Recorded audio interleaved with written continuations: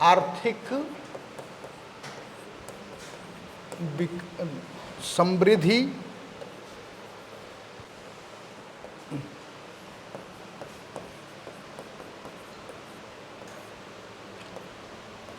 और विकास। ठीक है, आर्थिक समृद्धि और विकास। तो इसमें पढ़ना क्या है?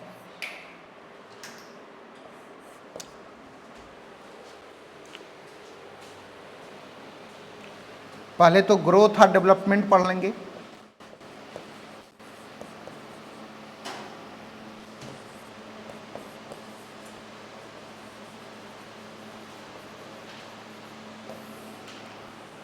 आर्थिक विकास और समृद्धि, तो उसमें क्या क्या पढ़ेंगे?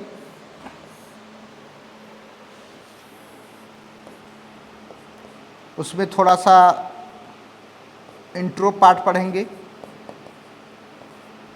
इंट्रोडक्शन, परिचय।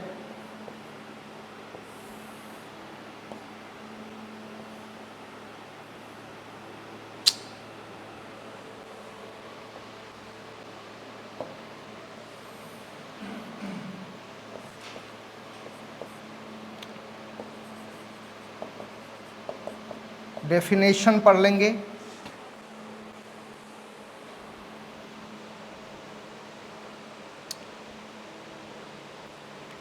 इसके बाद इकोनॉमिक ग्रोथ और इसका डेवलपमेंट के बीच में जो अंतर है, क्या है इकोनॉमिक ग्रोथ, क्या है इसका डेवलपमेंट, ये वाला पढ़ लेंगे। इसके अंदर फिर थोड़ा सा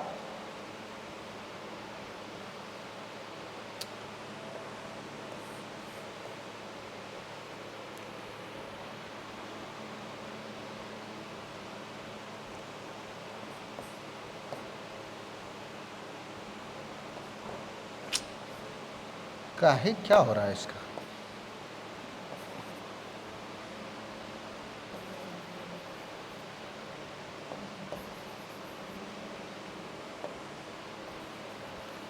इसका डिफरेंस पढ़ लेंगे दोनों के बीच में।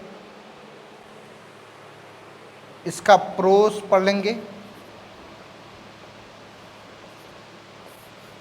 इसका कॉन्स पढ़ लेंगे, कॉन्स। थोड़ा सा वे फॉरवर्ड पढ़ लेंगे।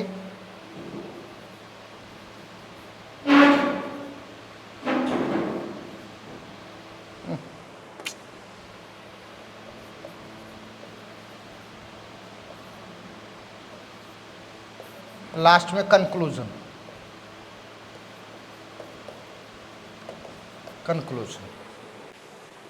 इसका परिचय, परिभाषा, दोनों के बीच में समझा देना है कि क्या क्या कुछ डेटा वगैरह होगा वो डाल देंगे। दोनों के बीच में अंतर क्या है,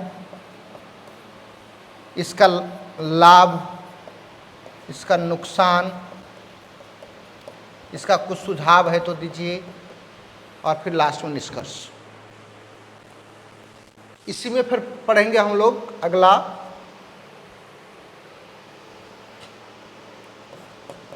जॉबलेस ग्रोथ।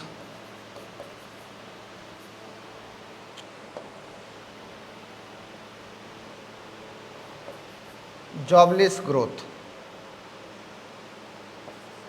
रोजगार विहीन समृद्धि। इसी में अभी पढ़ेंगे मानव विकास सूचकांक HDI, ह्यूमन डेवलपमेंट इंडेक्स, और इसी में पढ़ेंगे वर्ल्ड हंगर इंडेक्स। ठीक है, तो ये इसका मेन टॉपिक हो गया, और इसको पहला हम लोग ये वाला पढ़ लेते हैं, इकोनॉमिक ग्रोथ एंड डेवलपमेंट। तो पहले इसको लिख लीजिएगा, growth and development, jobless growth, HDI, world hunger index. इसके बाद फिर इसको व्याख्या करेंगे।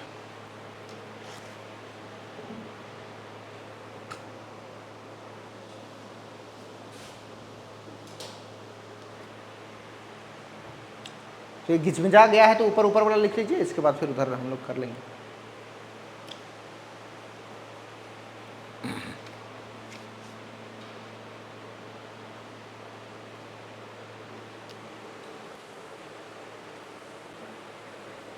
हो गया?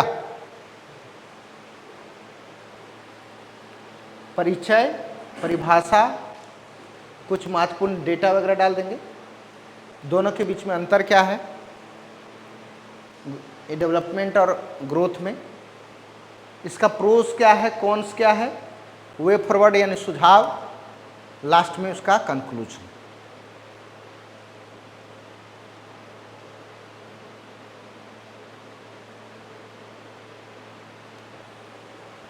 कंक्लूजन, निष्कर्ष।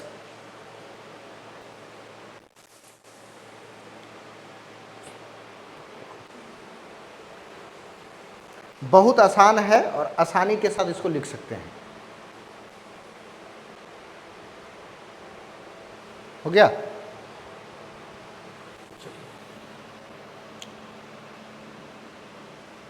तो आर्थिक समृद्धि और विकास, इसका अंग्रेजी हो गया ग्रोथ, इसका डेवलपमेंट।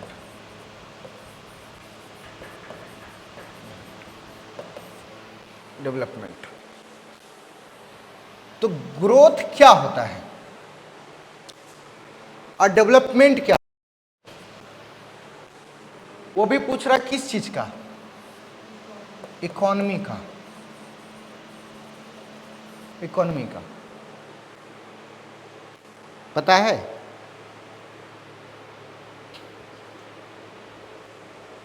जैसे पूछ रहा, कई लोग बताएंगे कि भारत का ग्रोथ इतना % हो गया है, तो क्या भारत डेवलप्ड हो गया? क्यों? हाँ, ग्रोथ ऑलवेज टाइम ये क्वांटिटी को बताता है, मात्रात्मक वृद्धि दर को डिनोट करता है, क्वांटिटी को। तो कैसे क्वांटिटी होता है, मापता है, आकलन करता है? तो इसको हमेशा कंपैरिजन किया जाएगा। तो कंपैरिजन किससे किया जाएगा? तो जैसे 2023 में या 2020 में जीडीपी जो कि हमारे यहाँ ग्रॉस डोमेस्टिक प्रोडक्ट को बताता है, वो मान लीजिए कि 6% था, तो 2021 में कितना रेट पहुँच गया? 6.2% हो गया होगा। तो ये पिछले साल की अपेक्षा वर्तमान में जो रेट है, वृद्धि दर है, वो भी यहाँ क्या बोल रहा है, समवृद्धि। तो इसमें निगेटिव ग्रोथ को नहीं बताएगा, निगेटिव को नहीं बताएगा, या ऑलवेज टाइम कैसा बताएगा, पॉजिटिव बताएगा, सकारात्मक वृद्धि।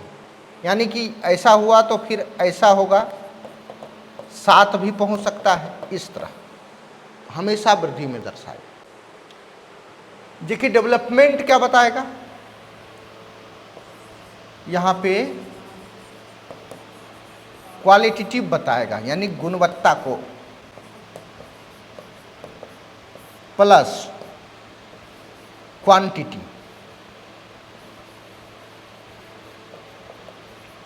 क्वालिटी भी बताएगा और क्वांटिटी भी बताएगा। जहाँ क्वालिटी और क्वांटिटी होगा, जैसे एक बार विकसित हो गया जो, तो उसका सतत यदि ग्रोथ नहीं होता रहेगा तो फिर उसका विकास खत्म हो जाएगा कुछ दिनों के बाद। तो उसमें ग्रोथ भी चाहिए, यानी कि उसमें क्वांटिटी भी चाहिए और क्वालिटी भी चाहिए। जब क्वालिटी और क्वांटिटी दोनों एक साथ आ जाएगा तो डेवलपमेंट हो गया। जिसमें सिर्फ क्वांटिटी ही रहेगा, मात्रात्मक ही रहेगा, वो समृद्धि हो गया। तो आप बताओ कि इसके एग्जाम्पल कुछ दे सकते हो? इसका एग्जाम्पल कुछ दे सकते हो? जैसे हो गया जीडीपी हो गया, जीएनपी हो गया, एनएनपी हो गया, नेशनल इनकम हो गया, पर कैपिटा इनकम हो गया। वो क्या बताता है? ये ग्रोथ रेट का ही है। और इधर क्या बताएगा? इसका एग्जाम्पल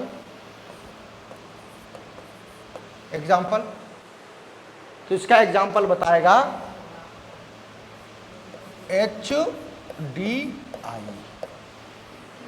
HDI क्या होता है? तो इसमें क्या क्या कि एजुकेशन की क्या स्थिति है, हेल्थ की क्या स्थिति है, इसके बाद फिर हेल्थ में ही लाइफ स्टैंडर्ड आ जाएगा, जिसको बोलेंगे जीवन प्रत्याशा। नहीं, इसके बाद फिर उसमें क्या बताओगे आप? पोषण स्तर क्या है, खाना पीना क्या क्या मिलता है, न्यूट्रिशन। इसके बाद फिर जीवन की गुणवत्ता, उसका लाइफ स्टाइल। नहीं, इसके बाद फिर और जो जीवन के और भी डिफरेंट टाइप ऑफ उसका जो बेसिक नीड्स जो है वो पूरा होकर के क्वालिटी पूर्ण जीवन जी रहा है। जैसे किसी व्यक्ति को भरपेट खाना नहीं मिल रहा है, तो भरपेट खाना नहीं मिल रहा है तो उसको बेसिक नीड्स क्या है उसके लिए? तो भरपेट भोजन। तो भरपेट भोजन मिल गया तो इसका मतलब ये नहीं कि वो डेवलप्ड हो गया। भरपेट भोजन मतलब उसको भरपेट भोजन मिला है। अब उसमें न्यूट्रिशन मिल जाएगा तो क्या हो जाएगा कि उसको अच्छा भोजन मिला, यानी पोषण युक्त भोजन मिला। तो अब जैसे ये क्या करेगा, क्वालिटी में क्या हो गया, भरपेट ये भोजन दिया, लेकिन उसमें क्वालिटी कहाँ पे मेंटेन किया जाएगा? यहाँ किया जाएगा। नहीं, जैसे कोचिंग में पढ़ने के लिए आ रहे हो, नाम से तो आ गए, तो नाम से आ गए इसलिए क्योंकि किसी ने बताया होगा कि यहाँ से अच्छा रिजल्ट होता है, एग्जाम्पल किसी ने बताया होगा, और पता चला कि वहाँ क्वालिटी एकदम खराब है, तो वो तो ग्रोथ रेट हो गया, क्वालिटी नहीं रहा। नहीं, तो ये चीज़, तो क्वालिटी एक बड़ा दायरा होता है, जबकि इसमें क्वांटिटी क्या होता है, एक उसी के अंदर एक दायरा होता है। तो इसको ऐसे बना सकते हो, ग्रोथ जो होता है उसको ऐसे बनाओगे और डेवलप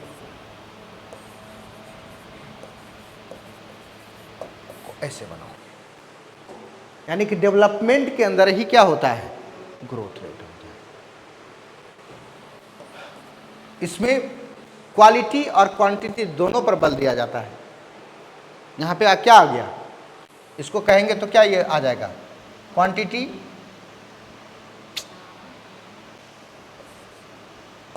क्वांटिटी हो गया और ये हो गया क्वालिटी, दोनों एक साथ आ गया। ठीक है, तो एग्जाम्पल देकर के, जहां वैसी अर्थव्यवस्था जो पिछले वर्ष के तुलना में सकारात्मक वृद्धि दर को दर्शाता है, वैसे इकोनॉमी को क्या कहा जाता है, आर्थिक समृद्धि, जिसके अंतर्गत निम्नलिखित मानकों से उसकी समृद्धि दर को मापा जा सकता है। जैसे जीडीपी हो गया, जीवीए हो गया, एनएनपी हो गया, जीएनपी हो गया, पर कैपिटा इनकम हो गया, नेशनल इनकम हो गया। ये किस चीज़ को बताता है, ये ग्रोथ रेट को बताता है, वृद्धि दर को बताता है। ठीक है, और डेवलपमेंट को क्या बताएगा? तो ग्रोथ रेट तो हो ही रहा है, लेकिन इसके यहाँ पे रहने वाले लोग क्या जीवन स्टाइल, लाइफ स्टाइल कैसा है, खान पान कैसा है, एजुकेशन कैसा है। शिक्षा के लिए स्कूल तो खुल गया, लेकिन मास्टर वहाँ पे कैसा है? नहीं। तो ये क्वालिटी जहाँ मेंटेन किया जाएगा और क्वालिटी भी मेंटेन, क्वांटिटी और क्वालिटी जहाँ दोनों मेंटेन किया जाएगा, वहाँ डेवलपमेंट हो गया। जहाँ सिर्फ व सिर्फ क्या मेंटेन किया जाएगा? क्वांटिटी मेंटेन किया जाएगा, वो क्या हो जाएगा? ग्रोथ हो जाएगा। तो भारत, आप तुलना करो, भारत एक कैसा देश है? यहाँ पे इकोनॉमिक ग्रोथ वाला कंट्री है। ये निरंतर प्रयास कर रहा है इकोनॉमिक डेवलपमेंट के लिए। लेकिन भारत कैसा कंट्री है? इकोनॉमिक ग्रोथ वाला। और इकोनॉमिक ग्रोथ के आधार पर भारत दुनिया के 5वीं सबसे बड़ी अर्थव्यवस्था बन गया है। दुनिया की 5वीं सबसे बड़ी अर्थव्यवस्था बनना उसके डेवलपमेंट को नहीं दर्शाता, बल्कि क्या दर्शाता है? ग्रोथ को दर्शाता है। नहीं तो इसको हम लोग सबसे पहले थोड़ा सा परिचय लिखेंगे।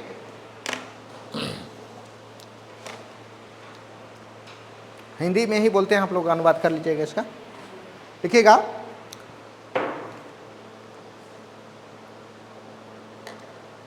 आर्थिक प्रगति, इकोनॉमिक प्रोग्रेस, आर्थिक प्रगति किसी मानव सभ्यता के सिविलाइजेशन के उसके सुखमय जीवन को दर्शाता है, उसके हैप्पी लाइफ को दर्शाता है। इकोनॉमिक प्रोग्रेस किसी मानव सिविलाइजेशन, ह्यूमन सिविलाइजेशन के उसके सुखमय जीवन को दर्शाता है, डिनोट करता है। आर्थिक प्रगति किसी मानव सभ्यता के उसके सुखमय जीवन को दर्शाता है। 1970 के दशक तक, 1970 के दशक तक, डेकेड तक अर्थशास्त्रियों के द्वारा, इकोनॉमिस्ट के द्वारा आर्थिक समृद्धि, इकोनॉमिक ग्रोथ और इकोनॉमिक डेवलपमेंट को, आर्थिक समृद्धि और आर्थिक विकास को एक ही समझा जाता था। 1970 के दशक तक इकोनॉमिस्ट के द्वारा आर्थिक समृद्धि और आर्थिक विकास को एक ही माना जाता था, एक ही कंसीडर किया जाता था, एक ही कंसीडर किया जाता था। बाद के वर्षों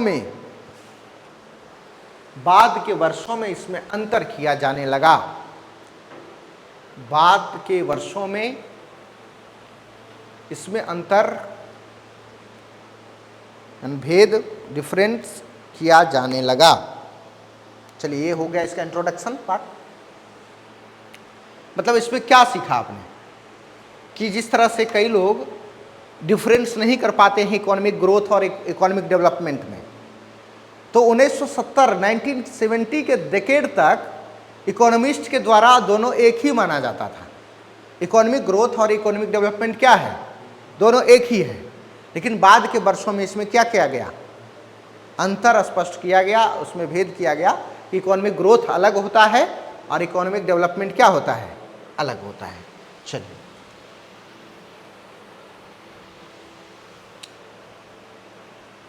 तो नीचे लिखिएगा अब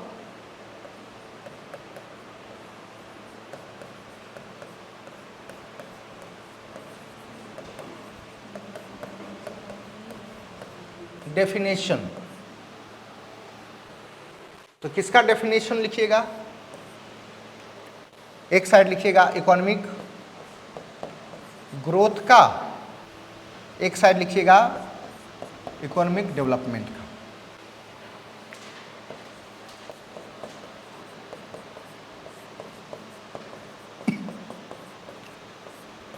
आर्थिक समृद्धि, आर्थिक विकास। तो सबसे पहले क्या लिखिएगा? इसको लिखिए,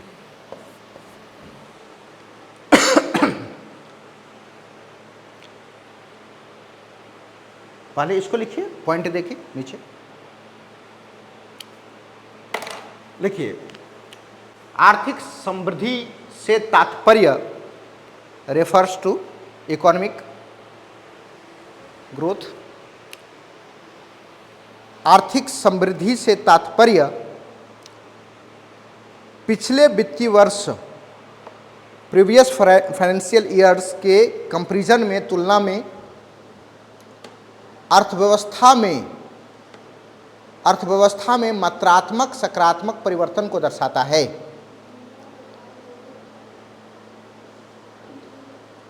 इकोनॉमिक ग्रोथ से तात्पर्य मतलब अर्थ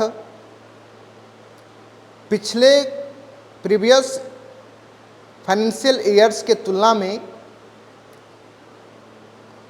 अर्थव्यवस्था में क्वांटिटिव सकारात्मक पॉजिटिव परिवर्तन को दर्शाता है।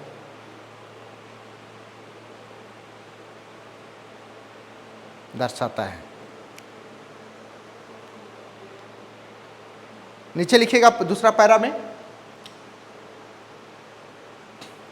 इसके अंतर्गत किसी भी देश का जीडीपी, जीवीए, जीडीपी का मतलब हुआ ग्रॉस डोमेस्टिक प्रोडक्ट, जीएनपी या तो जीवीए का मतलब gross value added, GVA gross value added, इसके बाद GNP, NNP net national product शुद्ध राष्ट्रीय उत्पाद, और पर कैपिटा इनकम प्रति व्यक्ति आय इत्यादि को आकलित किया जाता है। आकलित किया जाता है मतलब मापा जाता है, मेजरमेंट किया जाता है। अगला लिख लो, हेडिंग डाल दीजिएगा थोड़ा सा, इकोनॉमिक सर्वे 2023-24, उसी में इकोनॉमिक सर्वे 2023-24 हेडिंग डाल दीजिए। देखिए, भारत के रियल जीडीपी दर, भारत के रियल सकल घरेलू उत्पाद, वास्तविक सकल घरेलू उत्पाद, भारत के रियल जीडीपी दर 8.2%। बस नीचे लिखिएगा, भारत के जीवीए दर, gross value added rate, Bharat के gross value added rate 7.2%।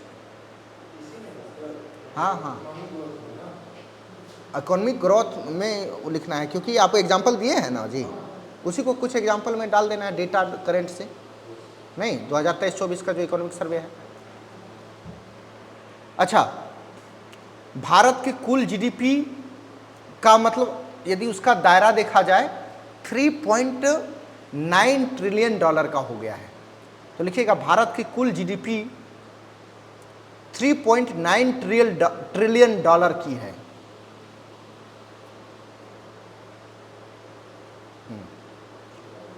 Dollar की है।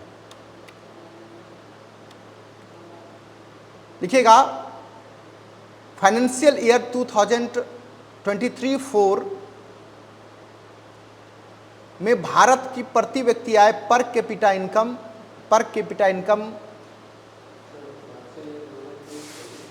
वित्तीय वर्ष फाइनेंशियल ईयर 2023-24 में भारत की प्रति व्यक्ति per capita net national income, per capita net national income प्रति व्यक्ति शुद्ध राष्ट्रीय आय लगभग 184,000 रुपये थी। 184,000 रुपये थी, लगभग 1,84,000 रुपये सालाना। ठीक है, तो इसका ग्रोथ रेट कितना हुआ?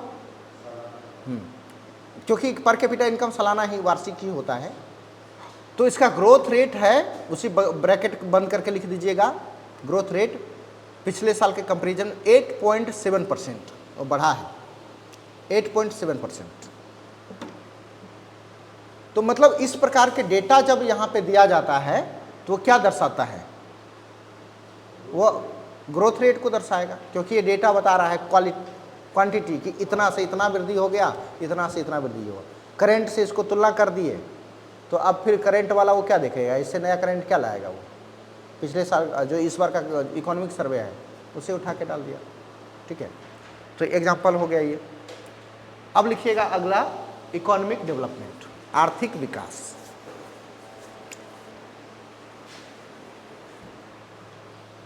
तो आर्थिक विकास में लिखिएगा, आर्थिक विकास की वास्तविक स्थिति, रियल पोजीशन की जानकारी प्रति वर्ष, every year, United Nations Development Programme के द्वारा, प्रतिवर्ष United Nation Development programme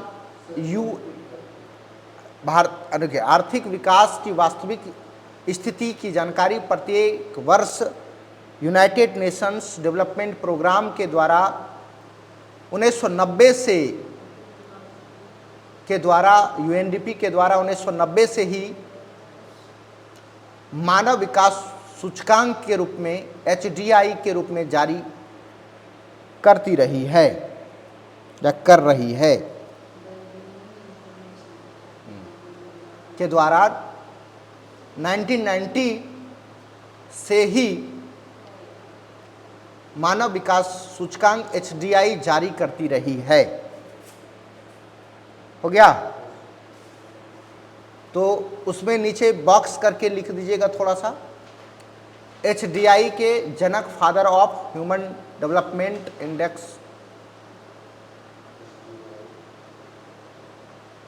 father of human development index, HDI के जनक महबूब अल हक,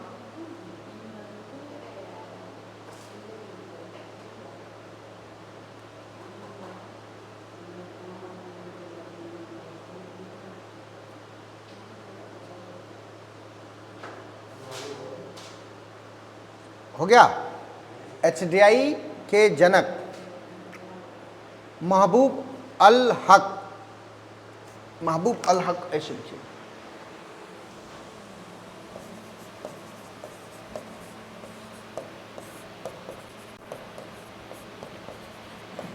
ये पाकिस्तान के अर्थशास्त्री थे।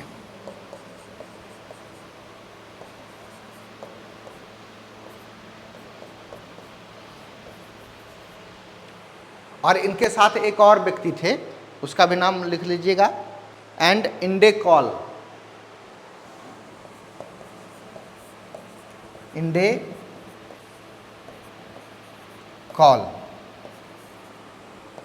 इंडेकॉल,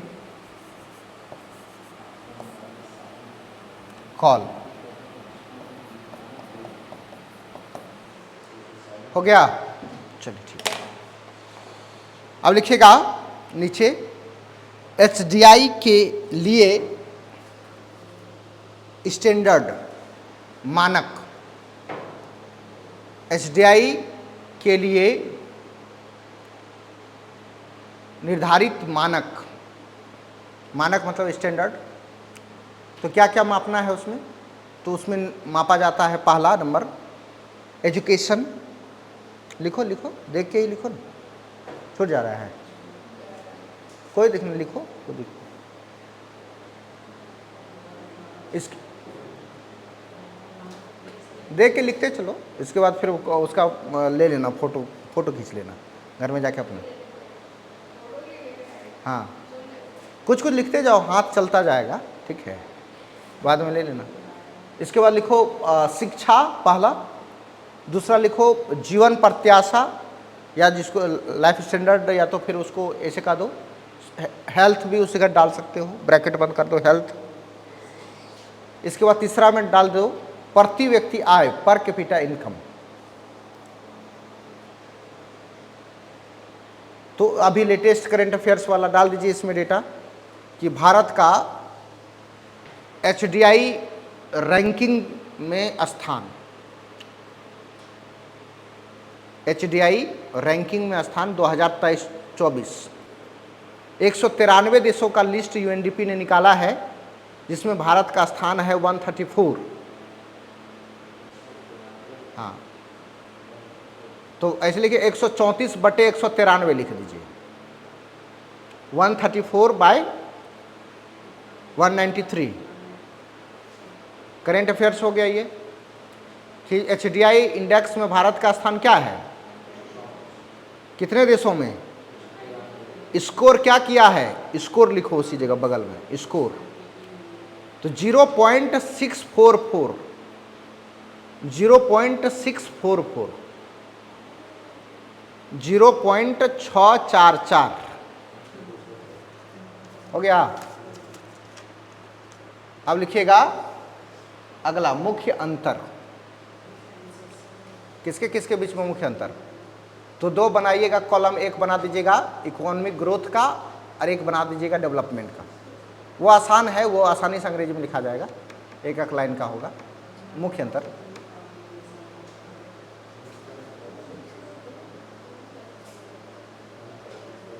चलो मुख्य अंतर में लिखोगे इकोनॉमिक समृद्धि, इकोनॉमिक ग्रोथ, और दूसरा में लिखना इकोनॉमिक डेवलपमेंट।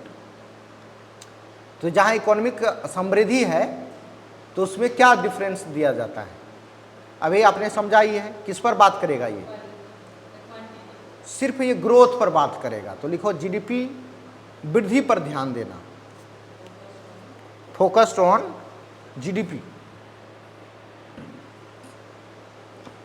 उधर लिखना है focused on life style reforms, मतलब जीवन स्तर में सुधार, जीवन स्तर में सुधार। इधर क्या लिखोगे, फोकस्ड ऑन क्वांटिटेटिव डेवलपमेंट या तो क्वांटिटेटिव ग्रोथ, यानी मात्रात्मक विकास दर पर, वृद्धि दर पर ध्यान देना। और उधर क्या लिखोगे, क्वालिटेटिव एंड क्वांटिटेटिव, मतलब focused on qualitative and quantitative reforms.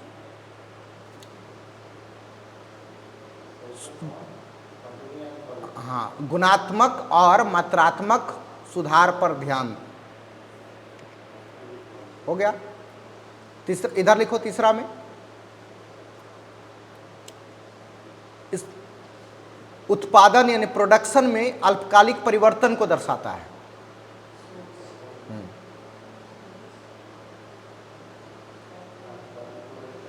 उत्पादन में अल्पकालिक यानी कि जो कम समय के लिए, स्मॉल टाइम के लिए कोई ग्रोथ होता है, तो वो हो सकता है कि अगले साल उसका 1 साल का ही ना टेन्योर है कि 1 साल के लिए, लेकिन जिसका डेवलपमेंट होता है क्या वो 1 साल के लिए होता है, अल्पकाल के लिए, अल्प समय के लिए, स्मॉल पीरियड के लिए जो है ये परिवर्तन को, चेंज को दर्शाता है। और जबकि इधर दीर्घकालीन, लॉन्ग टाइम स्टेबिलिटी को दर्शाता है, दीर्घकालीन स्थिरता को दर्शाता है। मतलब एक बार डेवलपमेंट होता है तो लंबे समय के लिए होता है। अगला लिखिएगा, उत्पादन और उपभोग पर जोर देना, प्रोडक्शन और कंजम्पशन पर बल देना। हाँ, focused on production and consumption, उत्पादन और उपभोग पर जोर देना। जबकि उधर क्या लिखोगे, अरे सिर्फ ये प्रोडक्शन, प्रोडक्शन क्या करता है, ये ग्रोथ रेट को दिखाता है, और कंजम्पशन मतलब खा रहे हैं, क्या खा रहे हो, मतलब खा रहे हैं, कंज्यूम कर रहे हैं, लेकिन उसमें क्या वैरायटी है, न्यूट्रिशन है, उपभोग कर रहे हैं। यानी टेलीविज़न ले लिए, तो टेलीविज़न ले लिए तो क्या लिए आप, ब्रांडेड लिए, मोबाइल लिए, क्या ब्रांडेड लिए कि काम चलाओ लिए? तो काम चलाओ कौन लेता है? जिसको बेसिक नीड्स चाहिए, जिसको बेसिक नीड्स जिसके पास चाहिए तो वो काम चलाओ लेता है, कम से कम काम चल जाए। और जिसके पास पैसा है, जिसका डेवलप्ड हो गया है, तो वो क्या करता है? ब्रांड के ऊपर बात करता है। तो जब ब्रांड के ऊपर बात करेगा तो क्या होगा? तो यहाँ पे जो डेवलपमेंट के लिए इधर वाला में लिखना है, यहाँ पे इक्वालिटी, समानता, समानता और सामाजिक कल्याण, सोशल वेलफेयर पर बल देता है। तो लिखना है कि डेवलपमेंट के लिए कहाँ बल देना पड़ेगा? Social welfare and social equality, focused on social welfare and social equality.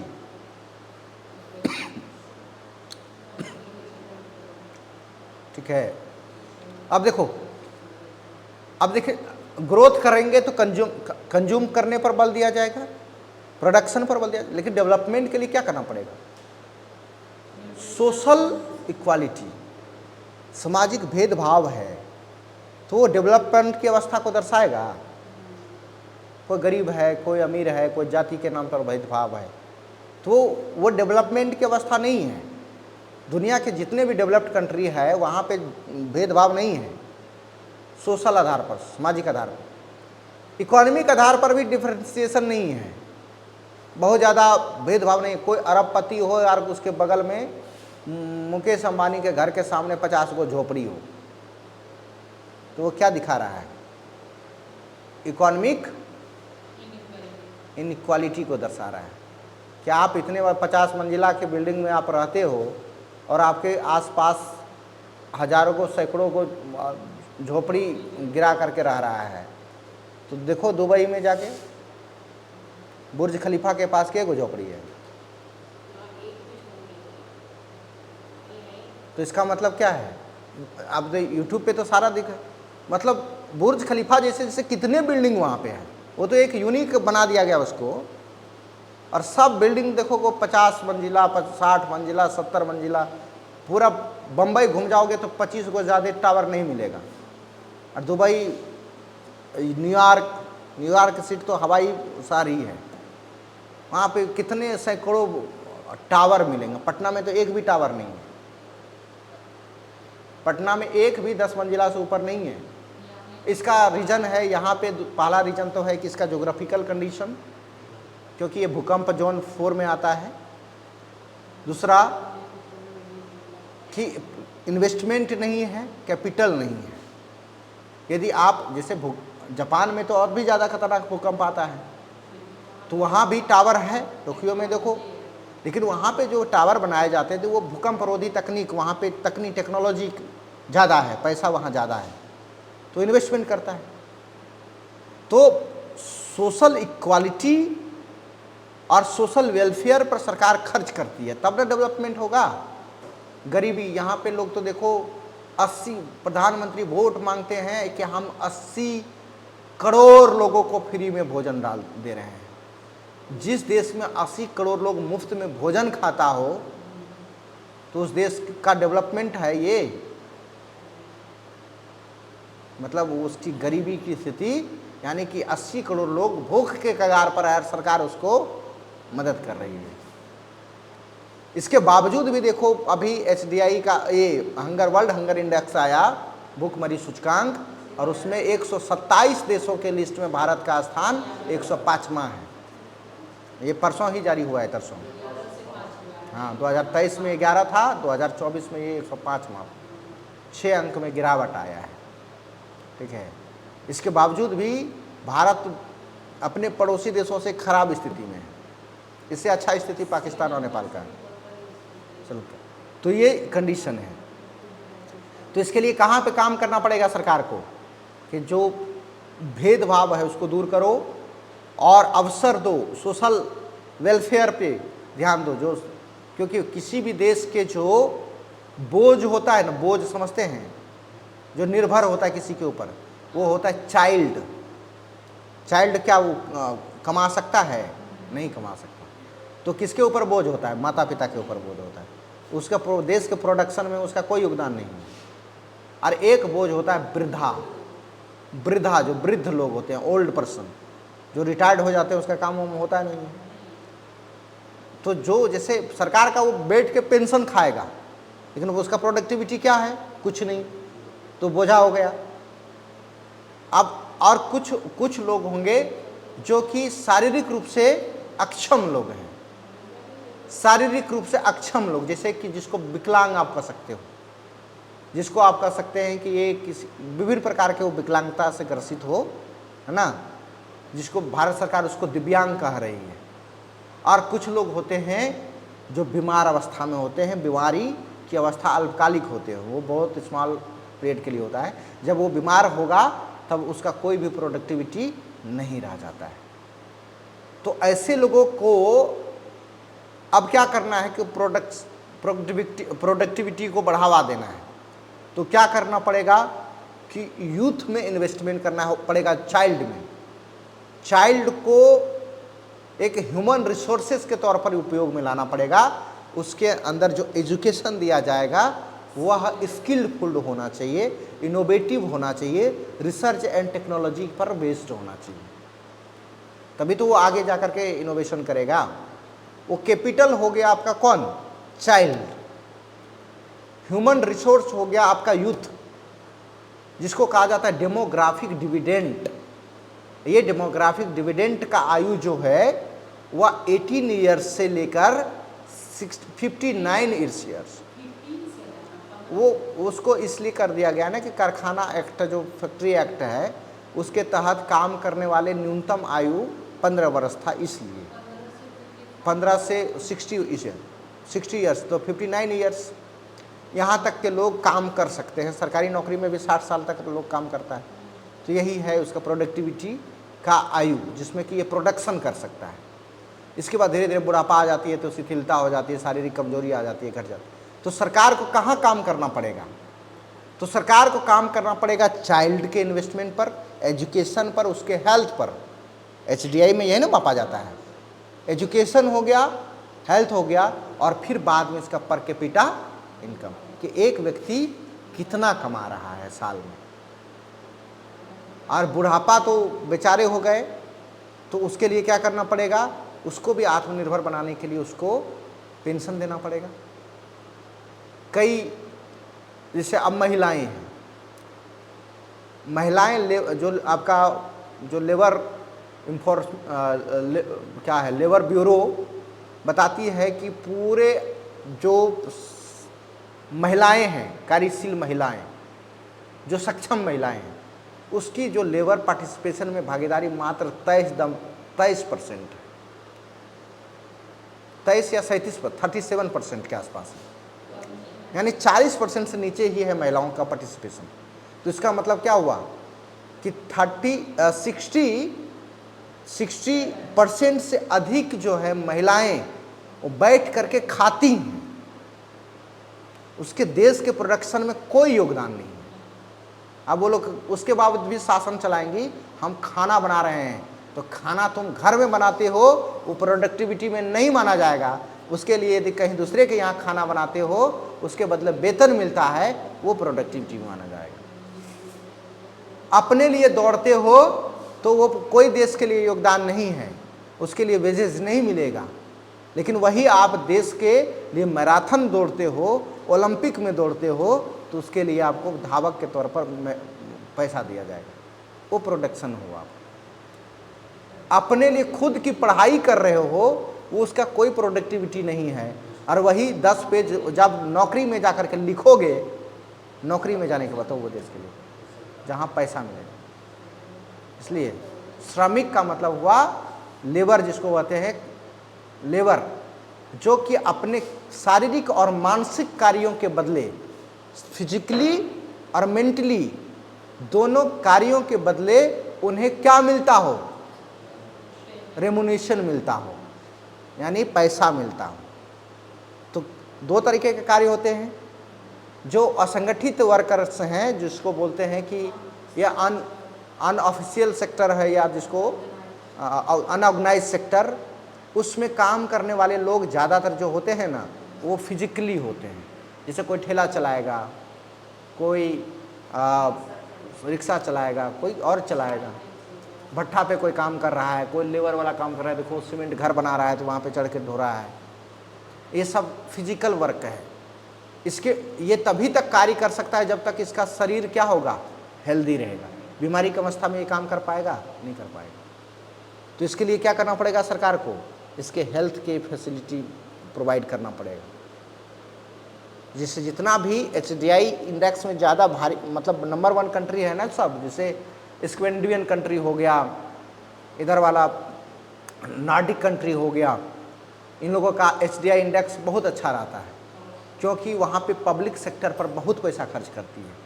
जैसे एजुकेशन हो गया, मुफ्त एजुकेशन, क्वालिटेटिव एजुकेशन होगा, एकदम कॉन्वेंट से भी बढ़िया स्कूल होगा वहाँ, मुफ्त में सबके लिए। और जो हेल्थ सेक्टर होगा, जो हॉस्पिटल होंगे, मुफ्त में प्रोवाइड किया जाता है। एम्स जैसे जैसे उससे काफ़ी बढ़िया बढ़िया हॉस्पिटल सबके लिए मुफ्त ही होता है, कोई भी प्राइवेट हॉस्पिटल नहीं होगा। तो वहाँ क्या होगा, थोड़ा सा जुकाम भी हुआ तो तुरंत जाके मेडिसिन ले लेगा, चेकअप करवा लेगा, तो क्या होगा, तो रिकवरी तुरंत करेगा। चेकअप जहाँ पे तुरंत चेकअप होगा तो उसको तुरंत रिकवरी करेगा, फिर अगले दिन से ड्यूटी पर चला जाएगा। जिसके पास पैसा ही नहीं है, जाएगा डॉक्टर साहब चेक लिखेंगे, इसके बाद फिर जाओगे, पैसा रहेगा तो इलाज कराओगे, नहीं तो 5 दिन और बीमार रहेगा। शरीर का इम्यून सिस्टम उस तरह से फाइट कर सकता है, रिकवरी करने में समय लगेगा, 5 दिन तो समय बर्बाद हो गया, आप क्या प्रोडक्टिविटी कर सके। इसलिए आपको बूस्टर डोज दिया जाएगा डॉक्टर के द्वारा। तो इसलिए जहाँ डेवलपमेंट की अवस्था होगी तो वहाँ पे क्या, किन चीज़ों पे निवेश करना पड़ेगा, एजुकेशन पर हो गया, हेल्थ पर हो गया, सोशल वेलफेयर पर हो गया। तो ये सोशल वेलफेयर किसके किसके लिए, चाइल्ड हो गया, बुढ़ापा हो गया, महिलाओं पे ये वेलफेयर करना पड़ेगा, तभी तो ये प्रोडक्टिव बनेगी। ये महिलाएं पुरुषों के अधीन रहती हैं, तो पुरुषों के अधीन रहती हैं, तो पुरुषों के अधीन जब तक इसको सशक्त नहीं किया जाएगा तब तक कैसे ये कार्यशील महिला बन पाएंगी।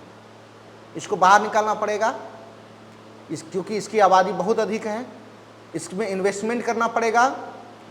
कई महिलाएं पति के अधीन रहती हैं, तो पति के अधीन रहती हैं तो उसका पति यदि मर जाता है तो विधवा हो जाती हैं, और विधवा हो जाने के बाद उसको ना तो ससुराल से उसको सपोर्ट मिलता है, ना ही उसको मायके से सपोर्ट मिलता है। तो ऐसे में सरकार क्या करती है, उसको पेंशन देती है। कौन, विधवा पेंशन, विडोज पेंशन, क्योंकि उसको थोड़ा बहुत हेल्प हो सके सोशल वेलफेयर में। उसको लक्ष्मीबाई पेंशन के तौर पर बिहार में जाना जाता है। लक्ष्मीबाई क्या हस्बैंड मर गया था ना, तो वो सशक्त थी वो, तो उसी के नाम पे लक्ष्मीबाई पेंशन दिया जाता है। तो ये सब सोशल वेलफेयर है। ठीक है, समझ में आ गया। चलो आगे लिखो। इधर वाला आर्थिक समृद्धि में केवल इकोनॉमिक सेंट्रलाइजेशन पर बल दिया जाता है, केवल आर्थिक संकेंद्रण पर बल दिया जाता है। Force on only economic centralisation, force on only economic centralisation, केवल आर्थिक संकेंद्रण पर बल दिया जाता है। जबकि इस साइड में लिखिएगा, यहाँ पे सामाजिक, राजनीतिक, सोशल, पॉलिटिकल एंड कल्चरल पहलुओं पर भी बल दिया जाता है, क्षेत्रों में पर भी बल दिया जाता है। फोर्स ऑन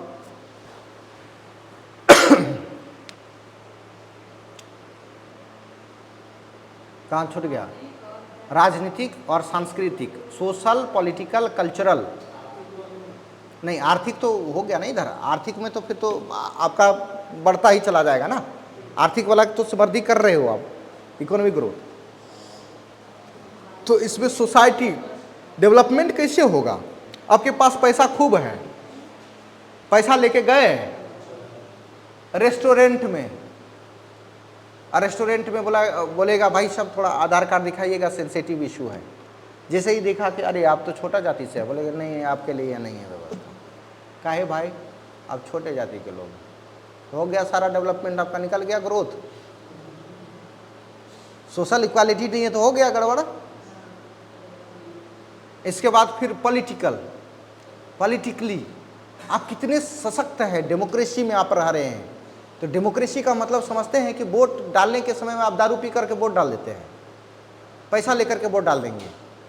पॉलिटिकली अवेयरनेस भी तो चाहिए ना, आपकी भागीदारी देश में क्या है, पॉलिटिक्स में अपने कर्तव्यों को तो समझेंगे ना। तो ये जब चीज़ मेंटलिटी उस तरह से आ जाएगा, डेमोक्रेटिक माइंड बन जाएगा, देश के डेवलपमेंट से अपने आप को जोड़ पाओगे आप कि ऐसे सरकार को लाना है, ऐसे देश को बनाना है कि हम मेरे विकास के साथ साथ देश का भी विकास संभव हो, तभी ना वो डेवलपमेंट के स्तर पर पहुंचेगा। नहीं तो आप धर्म के नाम पर वोट मांग लेगा, अब धर्म के नाम पर वोट दे दीजिएगा मंदिर बनाने के लिए, तो पर बताओ मंदिर का डेवलपमेंट हुआ, आपका डेवलपमेंट और देश का डेवलपमेंट कहाँ हुआ। इसलिए पॉलिटिकल अवेयरनेस, कल्चरल जो सदियों से चली आ रही सकारात्मक व्यवस्था, उसको कल्चर कहा जाता है। जैसे माता पिता के साथ रिलेशन माता पिता का ही रहना चाहिए, भाई बहन के साथ रिलेशन, ये कैसे पता चला कि ये हमारा भाई है, ये हमारे बहन है, क्योंकि सदियों से चली आ रही एक सकारात्मक सोसाइटी मतलब सामाजिक परंपरा है, इसको कल्चर कह सकते हैं। कैसे पता कि लड़की का ड्रेस ये है, लड़का का ड्रेस ये है, लड़की बाल रख सकती है, लड़का बाल नहीं रखेगा, रखेगा तो कोई बात नहीं है, सिंपल कुछ लोग रखेगा। ये क्यों, ये सदियों से आ रही परंपरा है ना कि लड़कियों की पहचान ये हो सकता है, लड़कों, ये कल्चरल एक्टिविटी हुआ। तो इस कल्चरल एक्टिविटी का भी ख्याल करते रहना है। ऐसा ना हो कि पूरे ऐसा सोसाइटी ना बना दें कि जो बिल्कुल एकदम बर्बरिक सोसाइटी हो जाए। डेवलपमेंट तो आए, ना माँ को पहचाने, ना भाई को पहचाने, ना बहन को पहचाने, ना समाज को पहचाने, पूरे परंपरा और पूरे कल्चर एकदम ख़त्म हो गया। कपड़ा ऐसा पहन रहा है, बिकनी पे निकल रहा है, कोई अंडरवियर पर घूम रहा है, तो ये कैसा हुआ, इसका ये कोई डेवलपमेंट हुआ? मतलब एक कल्चर बचा के रखना है ना, तो ये चीज़ें हैं। तो ये कल्चर इसी को, इन सारे चीज़ों पर भी डेवलपमेंट करना है। अब ये भी कल्चर नहीं अच्छा कि यहाँ माथा पर ले लिए रुमाल, हाँ, और पता चला कि 2 डेग गए, 2 गुड़मड़िया खा के गिर गए नाली, हाँ, तो ये भी तो कल्चर ही है ना।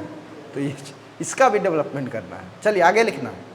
इधर जो ग्रोथ में होता है वो हमेशा कैपिटल के उसको संचय पर बल देता है कि पूंजी जमा करना है, नहीं स्टोर करना है, पूंजी का स्टोरेशन। लेकिन जबकि डेवलपमेंट में उस पूंजी का इन्वेस्टमेंट पर बल देता है। पैसा बचेगा तब तो इन्वेस्टमेंट करोगे, ठीक है, खा पी के पैसा बचेगा तो वह लिखिएगा, आर्थिक समृद्धि में पूंजी संचय पर बल दिया जाता है। पूंजी संचय पर बल देना, कैपिटल स्टोर पर, और उधर लिखिएगा पूंजी निवेश पर बल देना, कैपिटल इन्वेस्टमेंट पर बल देना। फोकस ऑन या फोर्स ऑन, संचित करना, स्टोर करना, जमा करना, नहीं स्टोरेशन लिखो,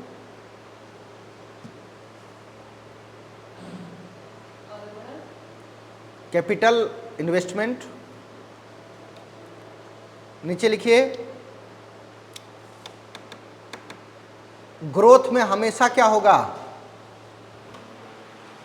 इकोनॉमिक खाई बनी रहती है। एक आदमी यहाँ है, एक आदमी यहाँ चढ़ के बैठा है, एक आदमी यहाँ है, जिसको इसको भी आकार की इकोनॉमी कहा जाता है। जैसे इसमें क्या है, इकोनॉमिक डिस्पैरिटी है, असमानता है। और जब डेवलपमेंट हो जाएगा तो क्या होगा, इसमें गैप कम होता चला जाएगा। ये शेप क्या बन जाएगा, कैसा शेप बनेगा, ये यू बनेगा। यहाँ पे कुछ जगह आ गया ना खा, तो लिखिएगा इसमें आय असमानता प्रदर्शित होता है, दिखता है, इकोनॉमिक डिस्पैरिटी दिखाई पड़ती है, प्रदर्शित होती है। और उधर लिखिएगा हाँ, इक्वालिटी, इकोनॉमिक इक्वालिटी, आय समानता प्रदर्शित होती है। तो ये वाला बना लीजिएगा, ये वाला बीच में नीचे, अब समझा दीजिए, नीचे हो गया, उसको बॉक्स में बंद कर दीजिए।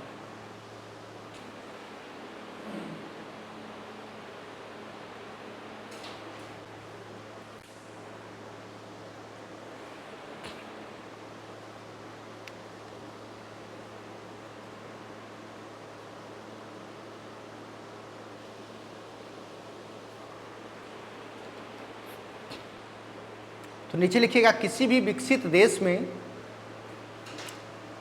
विकसित देश में आर्थिक समृद्धि के साथ साथ आर्थिक विकास के महत्व पर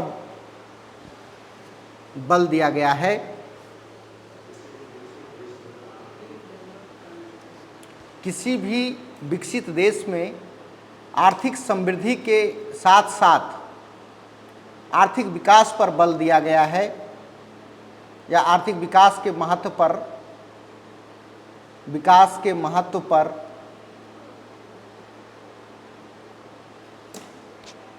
आर्थिक विकास के महत्व पर बल दिया गया है।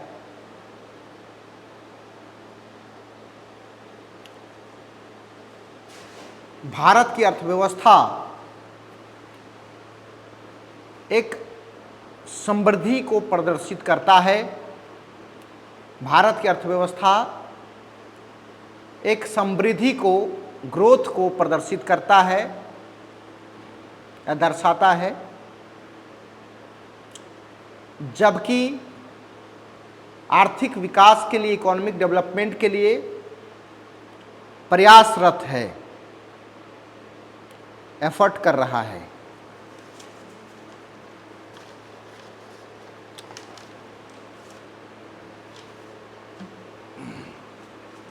चलिए, ये तो आपने अभी बता दिया कि विकसित देशों का क्या स्थिति है। विकसित जो देश है, इकोनॉमिक रूप से डेवलप्ड कंट्री है, वहाँ पे क्या होता है, वहाँ इकोनॉमिक ग्रोथ के साथ साथ इकोनॉमिक डेवलपमेंट भी दिखाई पड़ता है। लेकिन भारत का पोजीशन क्या है, यहाँ पे भारत में सिर्फ ग्रोथ दिखाई पड़ता है, डेवलपमेंट की स्थिति अभी सरकार प्रयास कर रही है। नहीं, सरकारी जो आंकड़ा है सुरेश तेंदुलकर कमेटी या तो फिर आप रंगनाथन कमेटी के आधार पर, योजना आयोग के अनुसार, कि 29% और 21% कम से कम भारत में गरीब है। यानी कि पूरी आबादी मान लो कि 140 करोड़ हो गया, 140 करोड़ का 20% नहीं निकाल लो तो कितना परसेंट गरीब हो गया, कितना गरीब हो गया?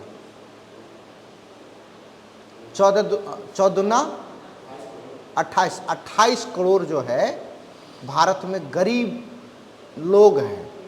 मतलब समझ लो कि उत्तर प्रदेश से भी बड़ी आबादी, बिहार और उत्तर प्रदेश मिला लेगा तब 30 करोड़ की आबादी या 35 करोड़ बनेगा।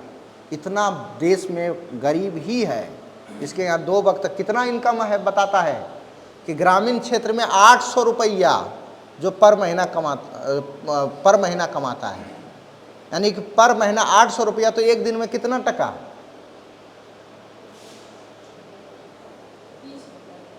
30 रुपये से भी नीचे, 27 रुपया के करीब जो कमाता है वो गरीब नहीं है। देखो कितना खराब स्थिति है यहाँ के। जो 30 रुपया से ऊपर कमाता है भारत में गरीब नहीं है,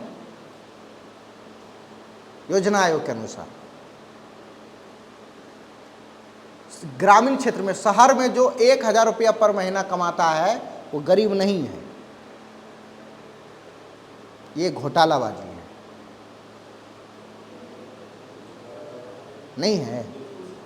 अब ये आधार यदि स्टैंडर्ड मानोगे गरीबी का, उपभोग का, तो बताओ रियल रूप से जो 20,000 40,000 रुपये कमाने वाला पर महीना लोग है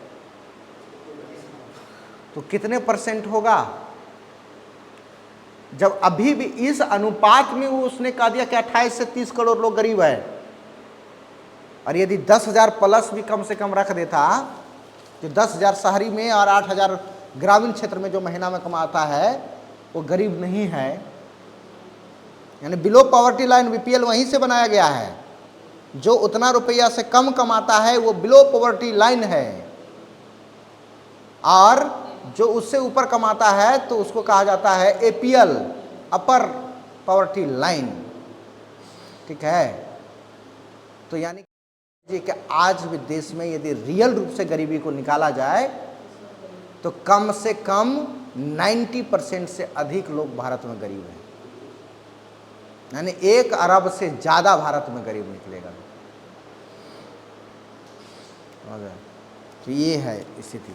तो आप लिखोगे अभी, यदि मान लो कि भारत